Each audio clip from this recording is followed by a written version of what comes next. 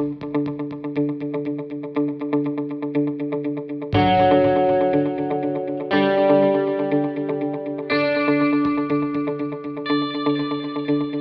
our next presentation today is going to be a panel about the power of film to connect Zoroastrians around the world. The panel is going to be hosted and moderated by Roxanne Unwalla, and Zoroastrianism is practiced by approximately 120,000 people around the world today. The number may be small, yet our community has managed to stay connected via social media, email, and newspaper with hundreds of stories told each year to keep the community alive and relevant. However, what hasn't been utilized enough is the art of film to tell our stories. The release of a short film, Not Just Milk and Honey, is one of the more recent films about Zoroastrianism that has been popular in every community. Every time Parsi actor Boman Irani stars in the film, we all get excited to see one of our people on the big screen.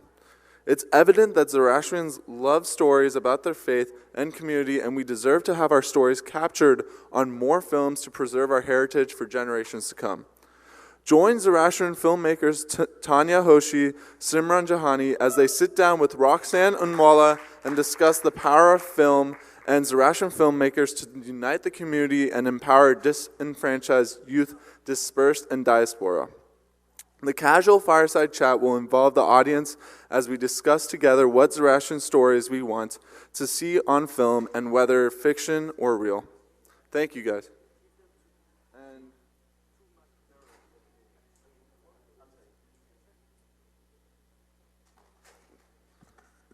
And please join me in a second in welcoming Roxanne to the stage. Hello. Well, hi everyone. I'm moderating the Zoroastrians in Filmmaking panel. I'd like to welcome to the stage right now our first presenter, who is Miss Tanya Hoshi, which I know all of you know from her amazing RTR video and her video for Mashad and all the fantastic work that she has done. Her RTR video, I'm pretty sure, convinced all of us that we all need to make this fabulous trip. So everyone, please welcome Tanya. Our next panelist is Miss Simran Jehani. She recently graduated from USC, is now working for Netflix, and is working on a project that we can't know about, so sorry. Although maybe we can bribe her. Let's see what we can do. So without further ado, I'm going to present to you guys a trailer for one of Tanya's next films. Clarify, it's a trailer of a combination of films that I've done for the Zoroastrian community. And oh, no worries. So our vision is a harmonious Zoroastrian community flourishing through righteousness.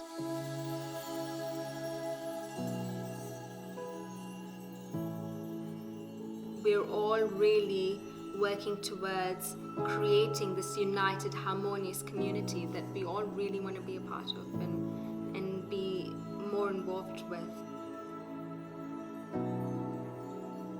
People ask me, what about Zoroastrianism? I never go to good thoughts, good words, good deeds. I feel like that is so shallow for like what we really believe.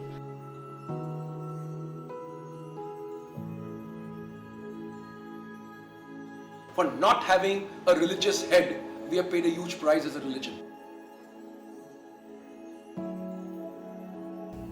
And then he passed away.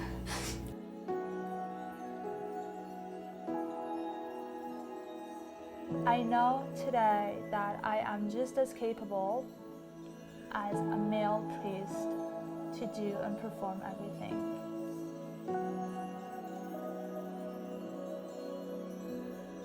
I was given the title of the first female Moderator in North America and the youngest in Iran.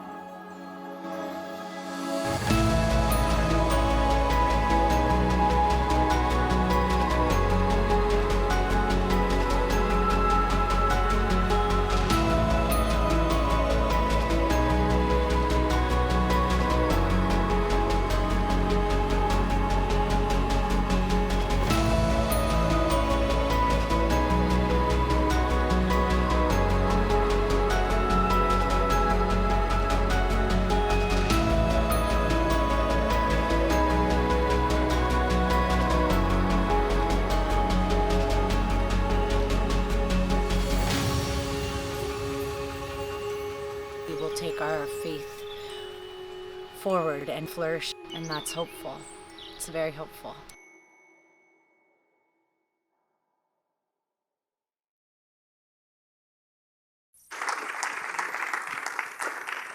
That was lovely, Tanya.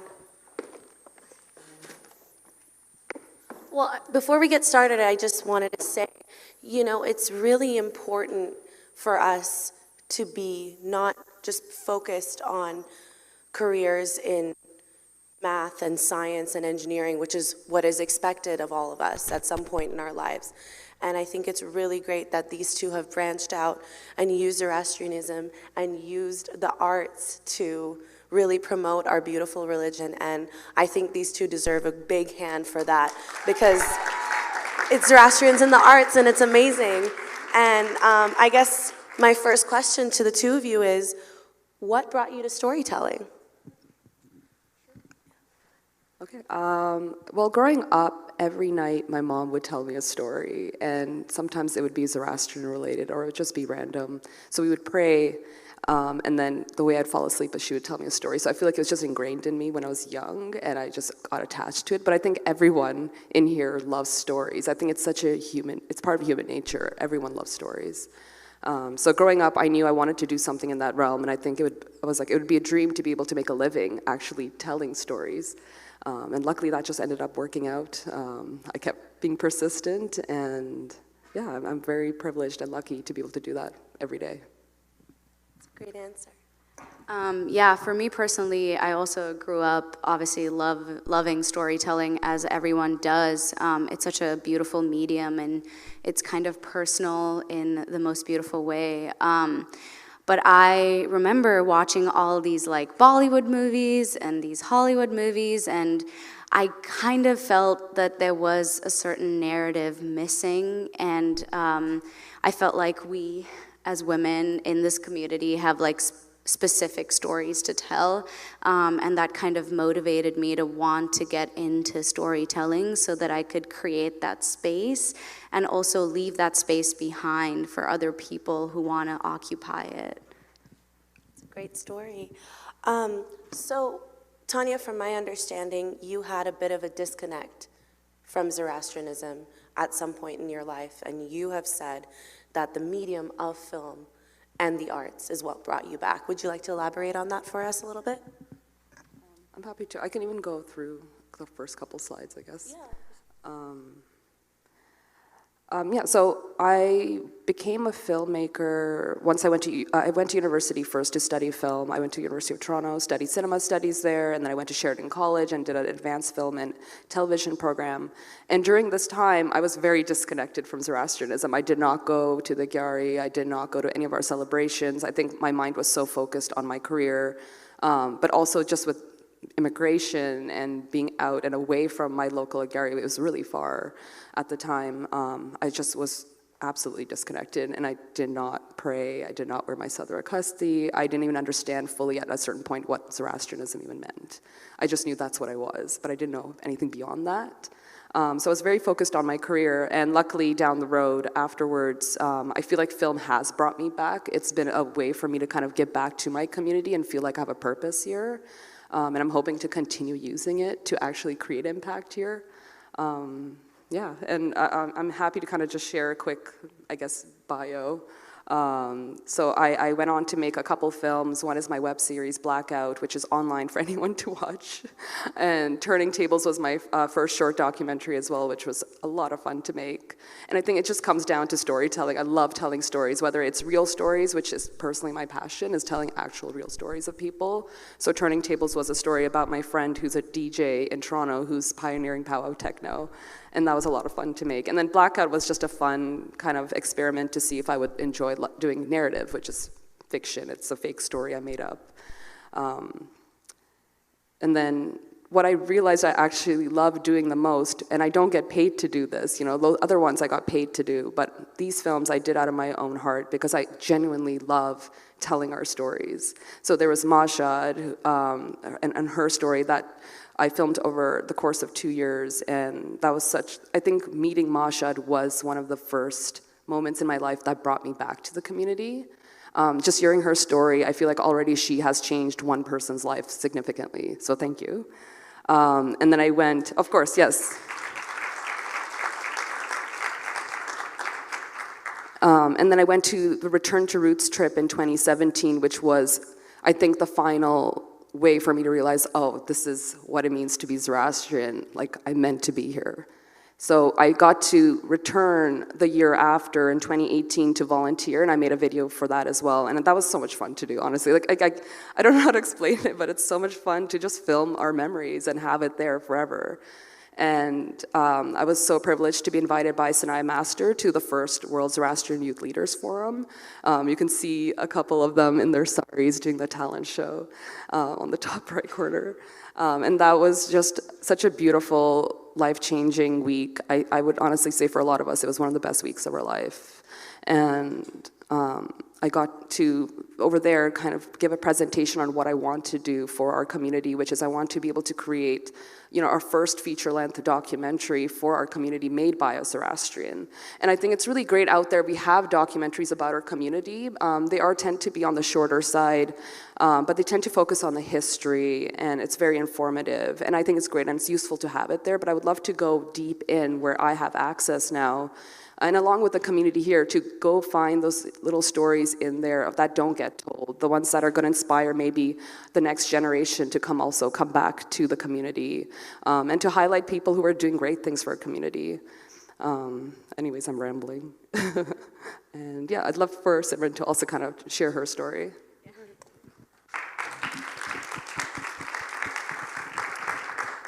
So I most recently, I guess, have been in the real world of filmmaking. I just graduated from USC. I went to the School of Communications and had the best time because it was just a great environment to be in, and really helped me fuel my passion for storytelling overall. And I guess I'm here because I made this short film called The Skimmer. We're almost done. We're in post-production right now. Should be done by the end of this month, so I'm really excited for all of you guys to see that. It's about a first-generation Zoroastrian teenage girl and her identity crisis in America, because she feels like she is lost from the Zoroastrian community, and she also doesn't fit into the American community, and she's losing communication with her mother, and I feel like mother-daughter relationships, especially in Zoroastrian communities, are so specific and beautiful, and can lead to some terrifying fights, but some sweet moments, and I really wanted to capture that, so I made that independent short film. That's one of a couple of pictures on set. This is a poster for the film. Here are some shots from the film itself, so it mainly focuses on the mom and the daughter, and how they navigate their space and life. A little bit about me. The story is loosely based on my experience. I used to play competitive sports, and I was born and raised in Mumbai, and I moved out here for school. And I had the most beautiful relationship with my mom, but I always struggled to find where my identity fit with the Zoroastrian community and this modern community that young girls in our community are entering. And it's always so interesting to see where that intersects and what grows from that, and I kind of wanted to shed light on it. So yeah, some more stills from the film. It's a sweet moment at the end.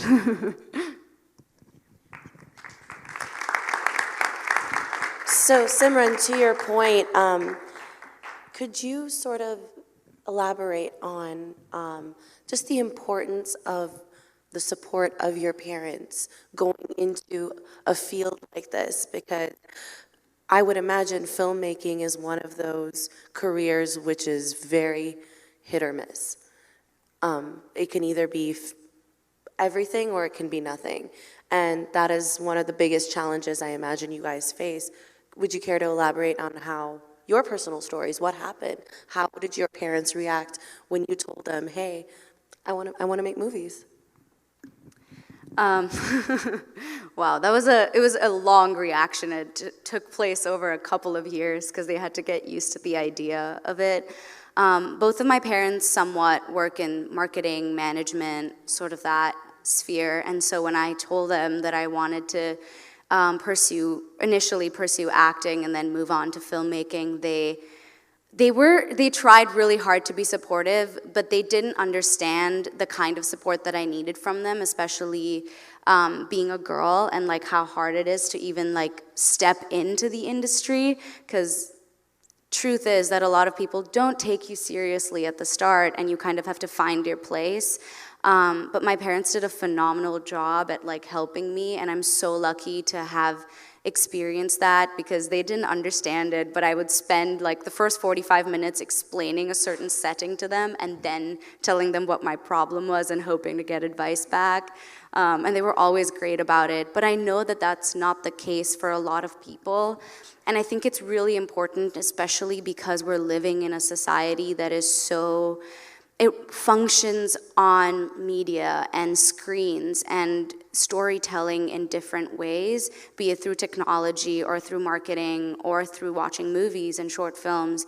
And I think that it's so important for us to get into that, because like we can have our voices heard through that. And I'm sure Tanya has like something to share too about this. Yeah, I was very lucky. My parents were very supportive when I said I wanted to do filmmaking. I think I'm one of the first people in my family to do something creative. I have a long line of accountants and doctors and engineers, and I mean, all the respect for them, but for me, I knew I wanted to do something creative, and they supported me all the way. And then once I graduated, it was not easy at all. I think I spent the first year and a half not getting paid on anything I did. And you know, it's very disheartening, of course, right? But I think without my parents' support, I couldn't have done that. I would have had to go into some other field that actually pays me, but I was able to stay at home. They fed me, and they took care of me, and I managed to do all my unpaid internships. But I think for me, I always had that goal in my mind, which was like, I want to produce films. And if that means I have to do this really awful internship to get that one connection, then I'm just gonna do it. But I think what I always walk away with is the people who have helped me the most in this industry are women. They're the reason I got to that next step. They're the reason I finally got paid or made it into that company that otherwise is impossible to get into. So every single step of the way, that's the only thing that's been consistent, is a connection I've made with a woman who has helped me get there. So I'm very grateful.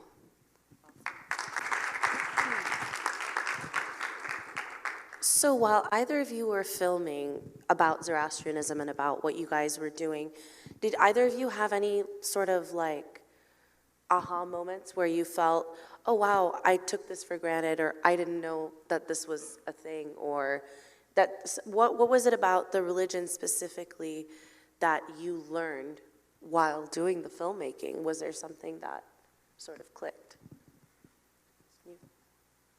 Sure.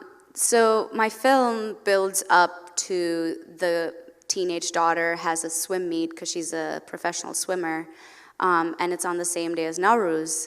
And I had to set up, because, you know, a low-budget film, I was doing most of the production design by myself and went and bought all of the stuff for the Nowruz table, and, like, we were setting it up, and I had to, like, explain it to everyone on my crew. Wanted to know what was going on because there were a few Zarathustri people there, but I like sat and got the opportunity to sit and explain everything to them, and it kind of gave me this bittersweet moment where I felt so in touch with my culture and where we come from and the significance of our roots, and how they impact the world. It was just like this beautiful moment because it was the last day of set. It was the last scene that we were shooting, and it was like the last scene of the film itself. And so it was like a great coming together of it all. That's great. So the first film I made that was Zoroastrian related was technically completed, was at the World Zoroastrian Youth Leaders Forum at Asha Center in London. For me, I was ready to just soak in everything that people would tell me, especially people who have been involved in the community for so long. So I got to, interview my fellow Zoroastrians and just soak in everything that they would say. And that's kind of when I realized, I was like, wow, these people are so invested in this community. They're doing something that's so important. And we were just discussing during that entire week just issues that we're facing. Why is it that our youth are disenfranchised, and how do we get to the root of that issue and support them? And that entire experience was just like, that was my aha moment, was making that video where I was like, this is important. It's important I captured these stories. It's important other people hear about it. Because if it's just the 20 of us here, really, we can't do it just by ourselves. We need the entire community to also know and be aware. So if we do something really amazing at like congresses or at Return to Roots, for example, or any other event that happens down the road, we need everyone else to also know.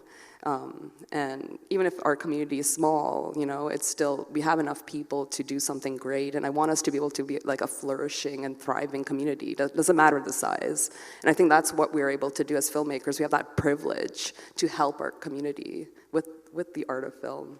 And I have this quote up here. I really like it. It's, if a picture is worth 1,000 words, then a video is worth 1,000,000 pictures. Like, I don't know if Anna's here. She's this amazing, amazing photographer. Her pictures are just absolutely beautiful, very talented, and they say so much with so little. And for video, what you do after with video is it has the power to even move people even further. You can really create emotion with video. You can really push a story to that next level, and possibly create change or inspire some sort of change.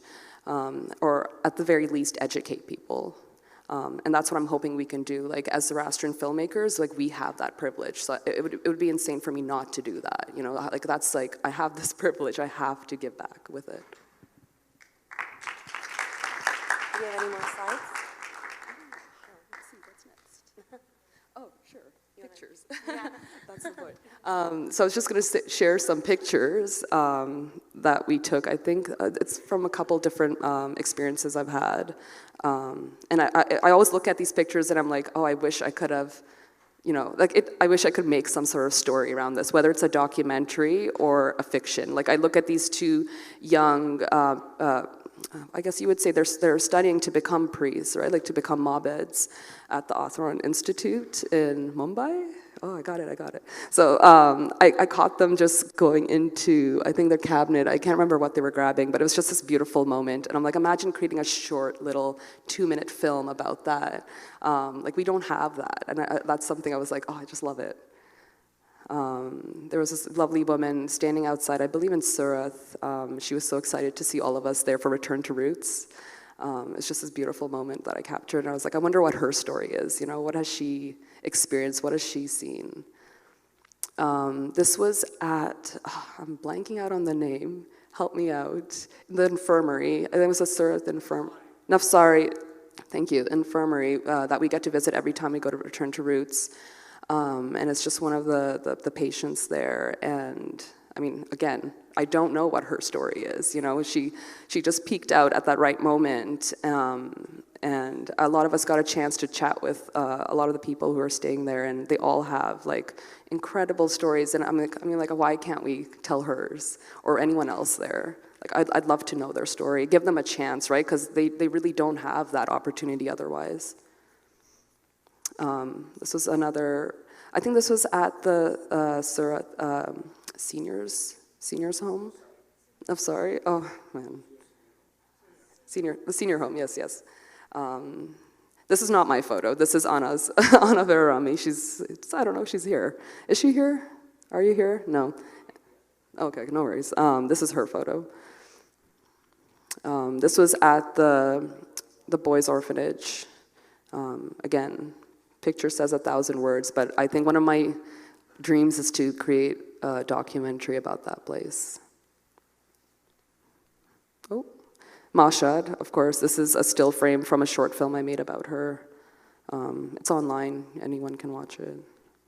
And again, this is just, I love this picture. It's like a father and son, like both practicing mabeds. I think we have to have a documentary out there about anything like this. I think that would be beautiful. And this little girl, to this day, I have no idea who she is, but it's one of my favorite videos that I've been able to film. It's just so beautiful. It captures the next generation perfectly. Anyways, I'm rambling. Here you go. So to that point, what stories do you two feel need to be told about Zoroastrianism? What is missing? Whose story needs to be told? Whose voice needs to be told? Whose voice needs to be heard? I'm sorry.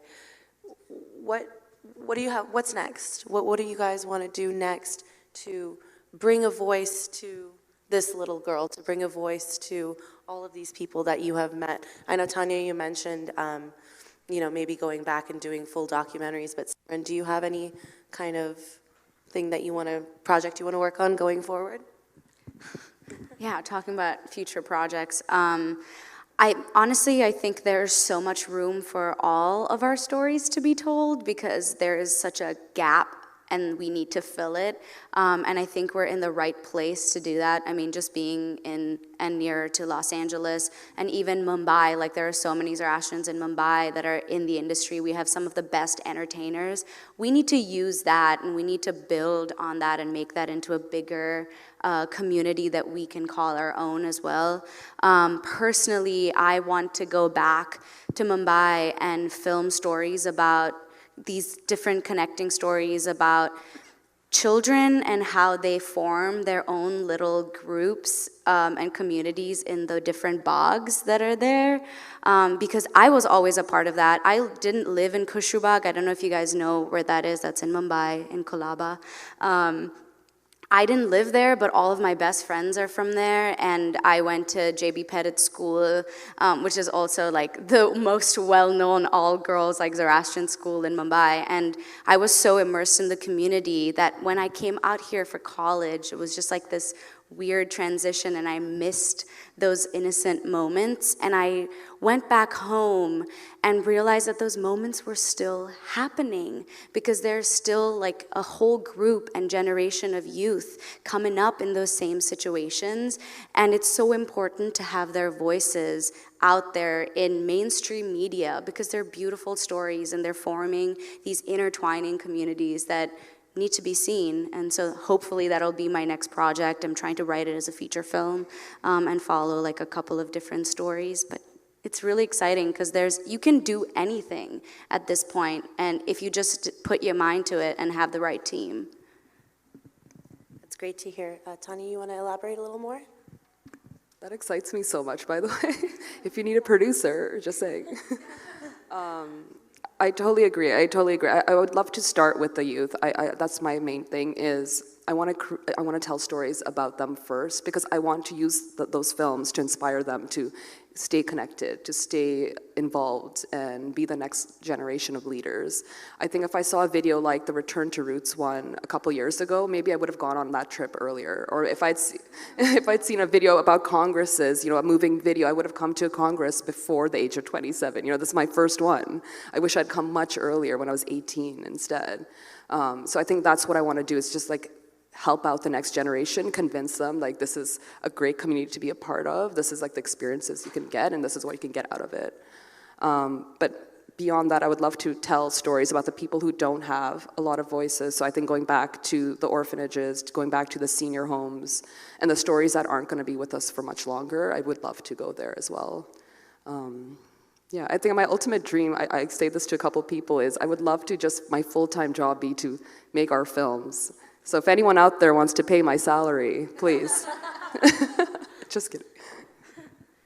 Do it, investors. Where's the Shark Tank again? So I think on that point then, how can the Zoroastrian community in the world support you guys? Because I feel like, we're so vastly spread out all over the world. How does somebody in India support somebody in the US? How does someone in Pakistan support somebody, a Parsi who's living in Africa or something? How do we do this? For filmmaking, yeah. Oh, yeah. Before we kind of discuss that, I think something that's important to have as a foundation is going back to the youth, introducing the idea that entertainment is something that they can do. It's a career that they can pursue. And once you do that, there are always groups and activities and situations that can be set up to facilitate that. And I think that's really important because growing up, my mom kind of sent me to like drama classes, and that fueled my passion for acting. And then from there, I researched my own stuff to try to get more experience in filmmaking and being behind the camera. And I think that not everyone has that opportunity, and we need to take a responsibility to create that kind of opportunity. And then beyond that, understanding that patience is key in this industry, that your fruit will not bear for a very, very long time. But you have to keep going, keep being creative, keep being curious, keep asking those questions, and treating everyone with kindness when it comes to their ideas and the opportunities that they want to pursue in the entertainment industry. And then I'm sure, Tanya, if you have any ideas about how we can facilitate that beyond that. One thing I would love, like the question is how can the community support us, right? So all of the videos that I've made are on YouTube. They're either on the Return to Roots channel or my personal Tanya Hoshi YouTube channel. People, if they can just share it, because I think all of them only have like a couple hundred views, and there's a lot of us. There's more of us than that. Like share the videos, get people to see them, share with the people who really need to see it. And then another thing I would love is for access to stories. You know, I don't know every single Zoroastrian in the world, and I never will, but I think everyone here knows a great story. So if you could come and let us know, and whatever story it is, email it, you know, message us, like let us know about these great stories, and then give us access to them if you have it, or maybe connect us to someone else who has access to that story. That would be the most impactful thing you can do, because I can't just go out and get access on my own necessarily. If it's a story in India, for example, like Simran, I would reach out to you. Maybe you have a better access than I do. And if it's a story in Iran, I mean, I would need someone from there to help me get to that character, get to that story, and yeah. Zoroastrians and entertainment Facebook groups, where it's like all of us who are in entertainment around the world are just like posting and asking questions, and everyone wants to help. I've never come across anyone who's been like, no, I'm not going to help you. Everyone's always willing to help and also be a part of it in some way, and we should take advantage of that. So maybe we'll set that up. We should make that happen. Yeah. Yeah, I think that's a fantastic idea, and that actually rolls right into my next question. My next question was going to be, how do we encourage the community to get into filmmaking, or not just necessarily filmmaking, but what do you say to a young Zartusi person who wants to have a career in the arts? What do you say to them? What advice do you give them? How does the religion sort of play a part in that? Who wants to go first? That's a really good question. All right, I'm going to hand it to you. Okay. I think personally, for me, just having a support system is very important. Going back to the fact that my parents, while they didn't understand, they try to keep themselves informed. We live in an information age. You can just pull out your phone and look up a film and see who directed it and what company produced it. And in that way, you can like share your knowledge and support with someone who wants to do that. Thinking more in technical terms, I think we as a community need to start building spaces to facilitate that. For example, Sundance, the film festival, has like a screenwriting lab and has a director's workshop and does stuff like that. And just being at the Congress today and like seeing the stuff that it's doing and the people that it's bringing together, we could have like a Zoroastrian film festival. And we could have like directors' workshops, and we could have something like that yearly that pushes the youth to like put that effort in and create those projects to see some sort of a fruit and be able to have other people have access to it and be inspired by it. Because at the end of the day, the thing about storytelling is it's really inspiring, and you get to relate to things that you didn't think you could relate to, stories and people that you didn't know existed, and it's so important to be a part of that and pay attention to that. It's That's a great answer.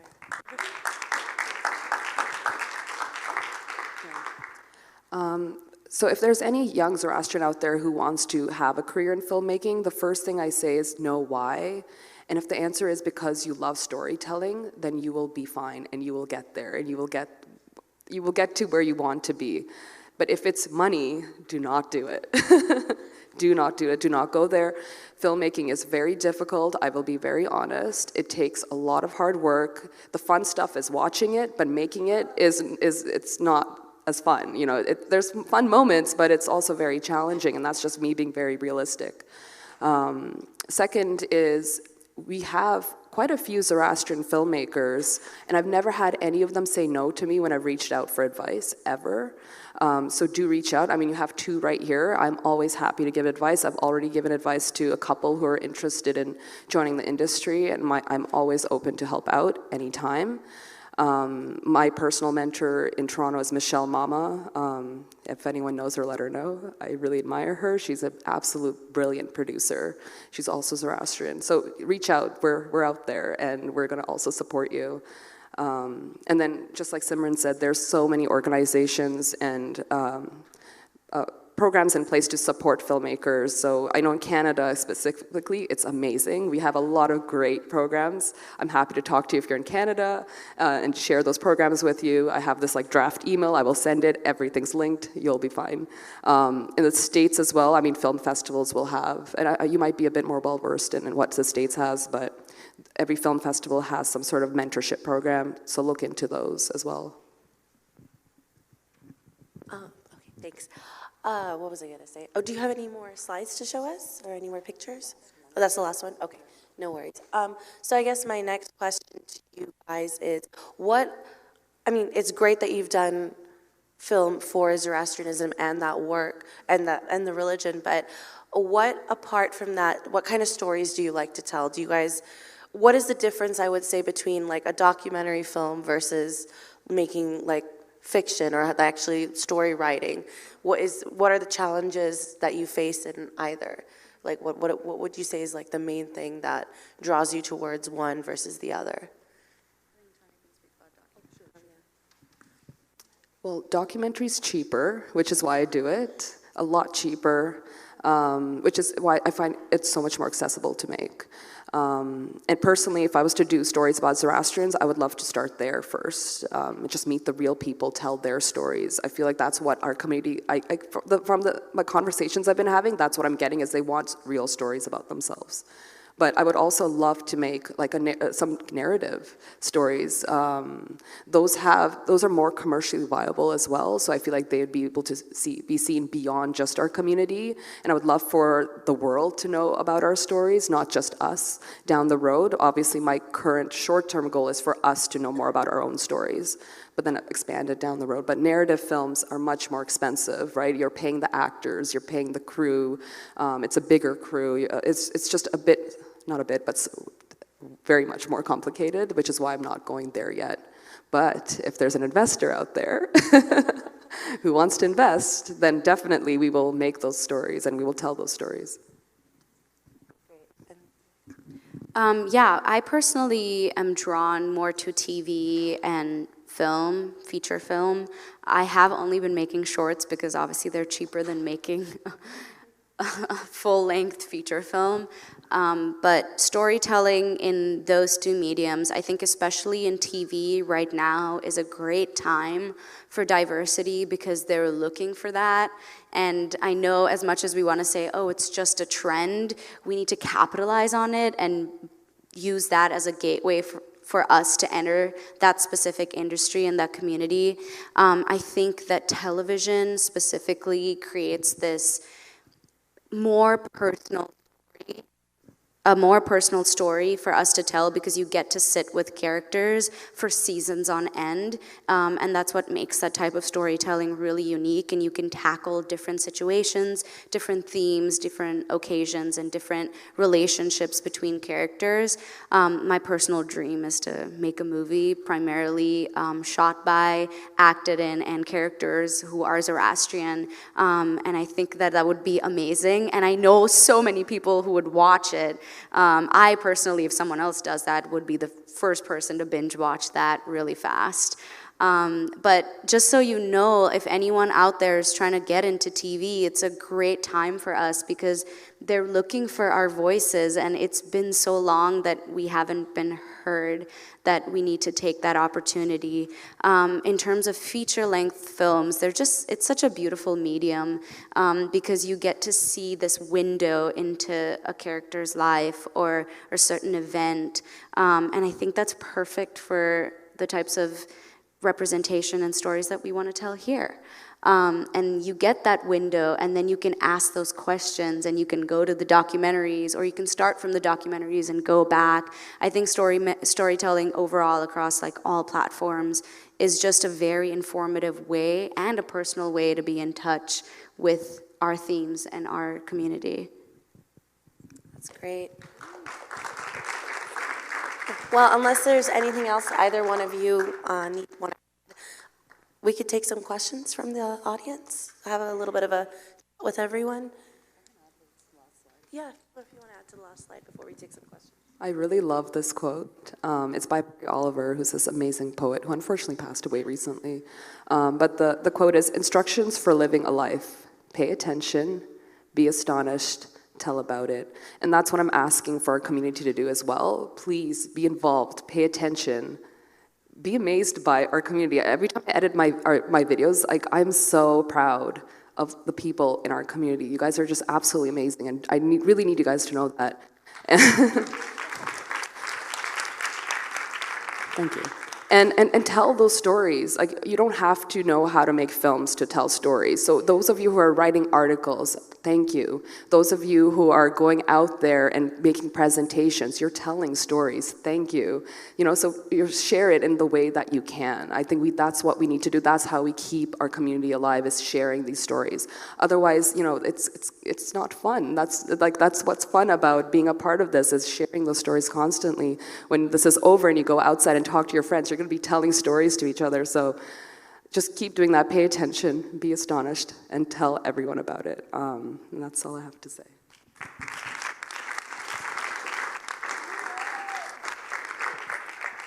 All right, I think we had some questions. What? Hello, my name is Rayo. I'm an actor from England. So yeah, actor, director, writer, let's collaborate. Who knows what might happen. Just to let you know, the BBC are here, a British broadcasting company. They're filming Shazneen Munshi on her Zoroastrianism. So if you already know, get in touch. They might want to use your footage if you have any. That's all I wanted to say. Cool. Hi, you guys did really well. I just wanted to make a comment. That idea about like a platform on like Facebook for like films and like that sort of creative output, because I noticed in a community, like nowadays, like everyone's doing like a lot more people are doing creative stuff, and the thing with like Zoroastrians and Parsis, they like to talk a lot, and they like to gossip about like the new stuff, and like, oh, this person did this person had a song somebody was telling me, and I think that that like platform to like, and I'm like, so I'll give you a story. Some old guy was like, this older fellow, he's not like so hep with like the technology, and he was telling me like, oh, there's this new singer, and like he just released a song, and like you should go check it out. And I'm like, how do I check it out? And he's like, I don't know, it's like on the internet. And I was like what's his name and stuff, right? And I think that like Facebook or like social media like output, like where we just like go to one place to like find everything, and like everyone just comes together there. Yeah, it's just like I just thought that idea of a platform was really smart, and we should like, if you need any help. Thank you.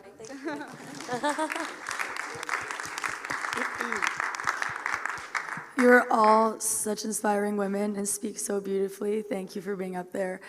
And I just want to make a comment. Actually, that girl in the slide, the last one, her name is Sophie. And she's actually half Russian. Her mother's Russian. But the whole family is extremely immersed into the community. Yes! You got your story, Tanya. Yeah, that's Sophie. So Yeah, she has one younger sister, an older brother, and the older brother sings opera. He's 10 years old, and he sings opera at all the Jashans, and you know, yeah, that's Sophie, right? You gotta do it. You have to connect them. So yeah, and please they're in connect Toronto. me. Oh, perfect. Yeah, that's where we took the photo. That was it. yesterday. Yeah, but please connect me to them. That's awesome. Thank you. That's amazing.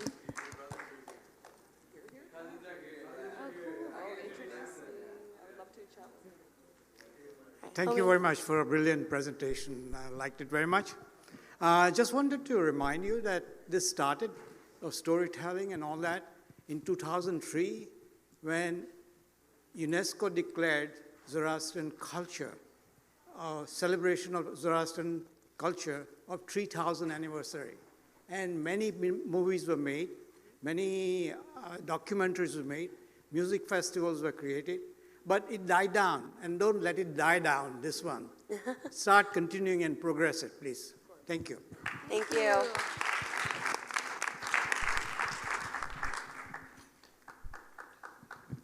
Rox, you've asked too many questions, so I really have no questions. I just want to add a comment. Like, you ladies, all three of y'all did a great job. Y'all could have actually been on that women's panel the other day as well.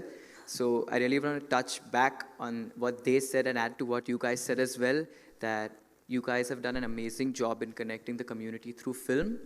And yes, just a reminder to everyone else about what they said, like, we can reach out in whatever capacity we can. Like, you can be a medic like Kairos. He's one of my closest friends. I always look up to him in so many ways. And whenever we are at RTR together, he tells everyone, like, just being there for someone in whatever capacity possible. So you guys do it through film, and someone can do it being a medic, or you can just be a good friend to someone. So thank you. Thank you.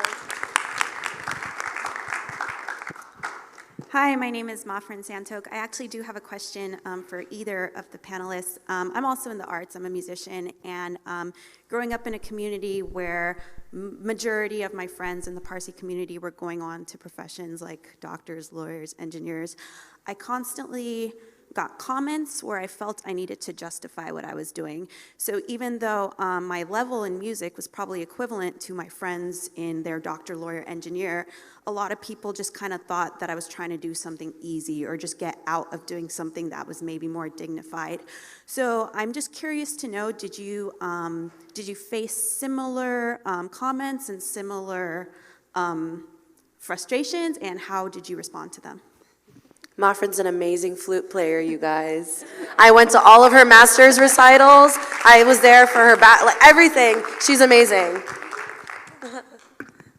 Thank you. Thank you for your question. I can relate, not from family as much. I have had some comments like, you know, it's an easy career. I've had that, or anyone can make a video.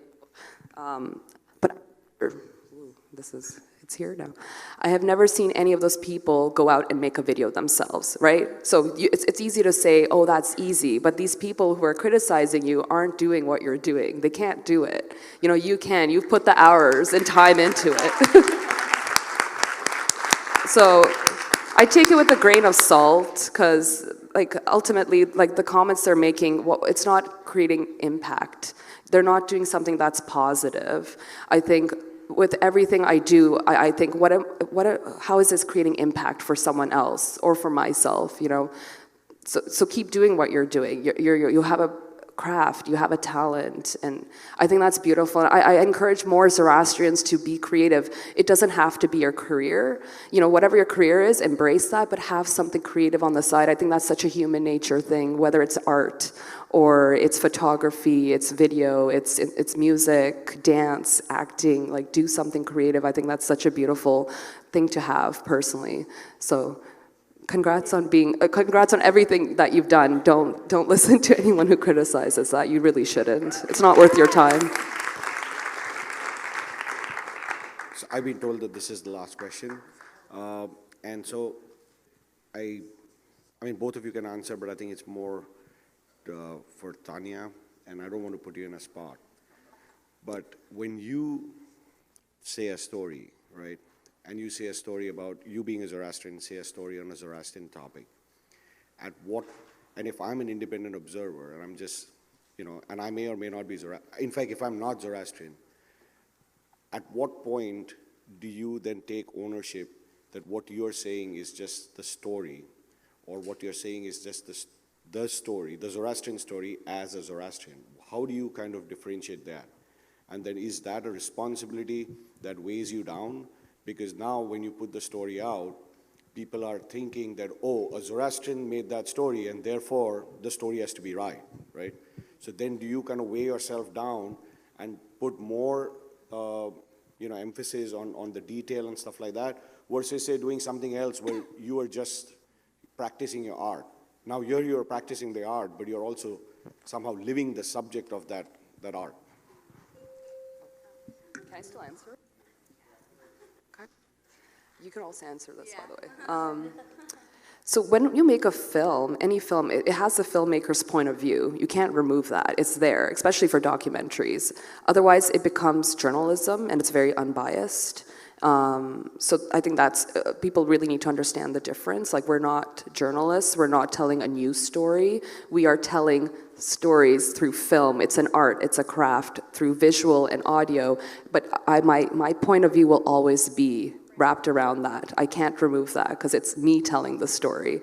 So as a Zoroastrian, telling stories about my fellow Zoroastrians, yes, I have, the responsibility. I feel it, of course I feel it. But that doesn't mean I'm going to try to tell stories that impresses everyone, because there's no such thing. It's stories that I want to tell, and people can take away what they want from it, but when I tell these stories, I know I'm telling it from a good place, and I'm doing it, again, because I'm thinking, when I create this video, what's it going to do? I don't create it just for the hell of it. It's because I know it's going to do something greater down the road. So, yes. But please, I want her to answer too. Hopefully to close that off, I think Tanya said it perfectly. I think in any type of TV show, film, etc. that you watch, there's always the director's original point of view, and that's why you go to see specific directors sometimes, because you want to see their creative vision and how they tell a specific story. And I think that should not be seen as a bad thing. That should be seen as this beautiful thing, because every individual person, when you're in a creative field, you get to put a little bit of yourself into what you create. And I think that's what I love so much about filmmaking in general, is you get to tell the stories that you've experienced, but also of the people that you've experienced it with, and in that, their stories get heard as well. And I think that's like the best thing about this medium, and I think that's where documentary, TV shows, film, they create a world of their own, and as long as you're respectful, people will know what you're trying to say and will understand what you want the theme to be. And no one's ever made a movie that's going negatively, well, at least a movie that hasn't done well, that's going negatively, against something. Like, I think as long as you're kind and respectful, people will admire the work that you've created. Thank you guys so much. Thank you very much. That was incredible.